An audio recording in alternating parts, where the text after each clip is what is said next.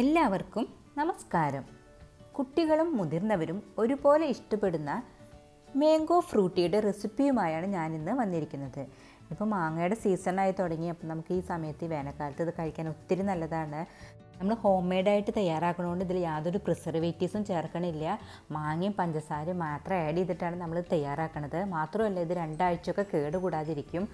അപ്പോൾ നമുക്ക് പെട്ടെന്ന് തന്നെ മാംഗോ ഫ്രൂട്ടി തയ്യാറാക്കാം. അതിനായിട്ട് ഞാനിവിടെ പഴുത്ത നല്ല മാങ്ങ എടുത്തു വെച്ചിട്ടുണ്ട്, അതുപോലെ പഞ്ചസാര. പിന്നെ നമുക്കിതിലേക്ക് വേണ്ടത് പച്ചമാങ്ങയാണ്. പച്ചമാങ്ങ ചേർത്ത് കഴിഞ്ഞാൽ ഇതിന് ഒത്തിരി കട്ടി കൂടുതൽ കിട്ടും, വളരെ ടേസ്റ്റുമാണ്. അതിനാണ് പച്ചമാങ്ങ ചേർക്കണത്.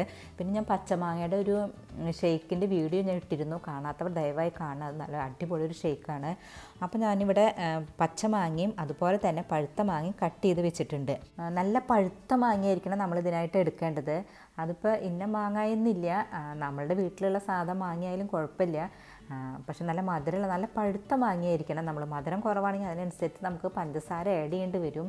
ഞാൻ 2 പഴുത്ത മാങ്ങയും പിന്നെ ഒരു പച്ചമാങ്ങയാണ് എടുത്തിരിക്കുന്നത്. അത് ഞാൻ മിക്സിയുടെ ജാറിലേക്ക് ഇട്ടിട്ടുണ്ട്. അത് നമുക്ക് നന്നായിട്ട് ഒന്ന് അടിച്ചെടുക്കണം. അപ്പോൾ ഇതിലേക്ക് നമുക്ക് ആവശ്യാനുസരണം കുറച്ച് വെള്ളം ഒഴിച്ചതിന് ശേഷം നമുക്ക് ഇത് നന്നായിട്ട് അടിച്ചെടുക്കാം. ഇത് ജാറിലിട്ട് നന്നായിട്ട് അരഞ്ഞ് കറക്റ്റായിട്ടുണ്ട്. ഇങ്ങനെ വേണം നമ്മൾ അരച്ചെടുക്കാനായിട്ട്.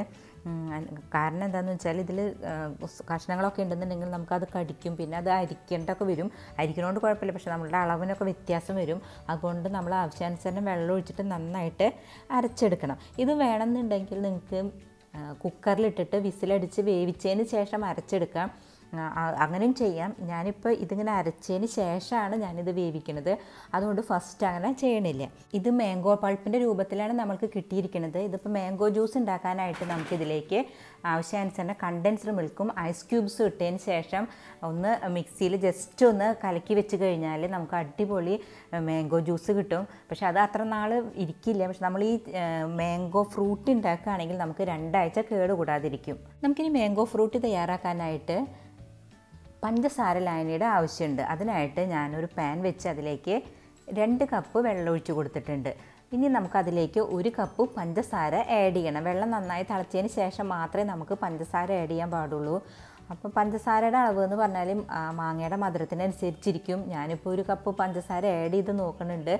ആവശ്യമുണ്ടെങ്കിൽ നമുക്ക് പിന്നീട് ചേർക്കാവുന്നതാണ്. ഇപ്പോൾ വെള്ളമൊക്കെ നന്നായി തിളച്ച് കഴിഞ്ഞു. ഞാനിതിലേക്ക് പഞ്ചസാര ആഡ് ചെയ്തിട്ട് നന്നായിട്ട് മിക്സ് ചെയ്ത് കൊടുക്കുകയാണ്.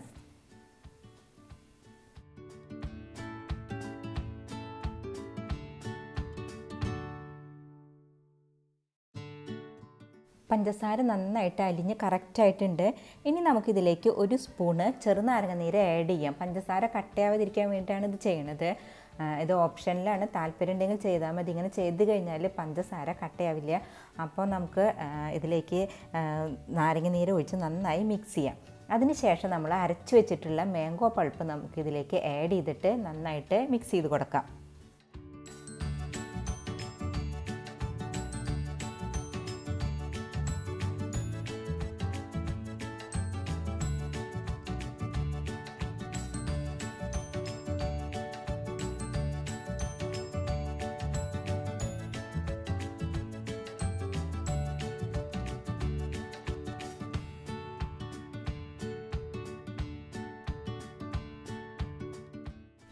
മാക്സിമം ഒരു 5 മിനിറ്റ് സമയം മാത്രമാണ് നമ്മളിത് ഗ്യാസുമേ വെച്ചിട്ട് ഇളക്കി മിക്സ് ചെയ്യാൻ പാടുള്ളൂ. അതിനുശേഷം ഗ്യാസ് ഓഫ് ചെയ്തിട്ട് നമുക്ക് മാറ്റി വെക്കേണ്ടതാണ്. കൂടുതൽ നേരം വെന്ത് കഴിഞ്ഞാൽ മാങ്ങയുടെ ടേസ്റ്റ് മാറും, അപ്പോൾ വേറൊരു ടേസ്റ്റായിട്ട് മാറും. അതുകൊണ്ട് ശ്രദ്ധിക്കുക, 5 മിനിറ്റ് നേരം മാക്സിമം നമുക്ക് ഇത് കത്തിക്കാൻ പാടുള്ളൂ. നമ്മുടെ മാംഗോ ഫ്രൂട്ടി ഇവിടെ റെഡി ആയിട്ടുണ്ട്. നല്ല തിക്കായിട്ടാണ് ഇരിക്കുന്നത്. നമുക്കിതിലേക്ക് സ്വല്പം ഐസ് വാട്ടർ ആഡ് ചെയ്തിട്ട് മിക്സ് ചെയ്യാം. ഇപ്പോൾ ഐസ് വാട്ടറിൻ്റെ അളവ് നമ്മളുടെ ഇഷ്ടത്തിനനുസരിച്ച് നമുക്ക് ആഡ് ചെയ്യാവുന്നതാണ്. നമ്മൾ തിക്കിനനുസരിച്ച് നമുക്ക് എത്രമാത്രം കട്ടി വേണം അതിനനുസരിച്ച് മതി വെള്ളം ചേർക്കേണ്ടത്. ഇനി ഇത് ഞാൻ അരിക്കണില്ല. ഇതിൽ എനിക്ക് മാങ്ങയ്ക്ക് നാര് കുറവുള്ളതുള്ള മാങ്ങയായിരുന്നു, വേറെ ഒന്നുമില്ല. അതുകൊണ്ട് ഞാനിത് അരിക്കണില്ല. നിങ്ങൾക്ക് അരിക്കണമെന്ന് താല്പര്യമുള്ളവർക്ക് ഇതിലേക്ക് അരിച്ചിട്ട് നമുക്ക് ഒരു ബൗളിലേക്ക് ഒഴിച്ചതിന് ശേഷം നമുക്ക് ഒരു സെർവിങ് ഗ്ലാസ്സുകളിലേക്ക് മാറ്റാവുന്നതാണ്. അങ്ങനെ അടിപൊളി മാംഗോ ഫ്രൂട്ടി ഇവിടെ റെഡി ആയിട്ടുണ്ട്. ഇത് വളരെ എളുപ്പമാണ് നമുക്ക് തയ്യാറാക്കാനായിട്ട്. അതുപോലെ തന്നെ നമ്മൾ പ്രിസർവേറ്റീവ്സ് ഒന്നും ചേർക്കാത്തതുകൊണ്ട് നമുക്ക് കുട്ടികൾക്കായാലും മുതിർന്നവർക്കും എല്ലാവർക്കും ഒരുപോലെ കഴിക്കാൻ പറ്റുന്നതാണ്. പ്രത്യേകിച്ച് ഈ വേനൽക്കാലത്ത് ഇത് ഒത്തിരി നല്ലതാണ്. ഇതിപ്പോൾ എല്ലാവരും ട്രൈ ചെയ്യണം, എല്ലാവർക്കും ഇഷ്ടപ്പെടും. ഇതിന് മുന്നേ ഞാൻ പച്ചമാങ്ങയുടെ ഒരു ഷേക്ക് ഇട്ടിട്ടുണ്ട്. അതും വളരെ ടേസ്റ്റിയാണ്, വളരെ എളുപ്പമായിട്ട് ചെയ്യാൻ പറ്റും. അതും കാണാത്തവർ ഒന്ന് കാണണം, ദയവായി അതൊന്ന് ട്രൈ ചെയ്യണം. സബ്സ്ക്രൈബ് ചെയ്യാത്തവർ ദയവായി സബ്സ്ക്രൈബ് ചെയ്യണം, ലൈക്ക് ചെയ്യണം, ഷെയർ ചെയ്യണം.